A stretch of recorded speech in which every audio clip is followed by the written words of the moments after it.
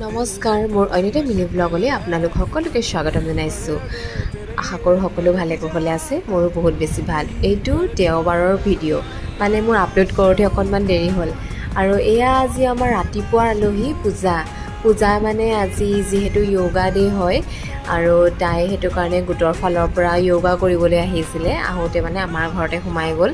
তাতে আৰু আমাৰ এয়া কথা পাতি হাঁহি ক'বই পৰা নাই।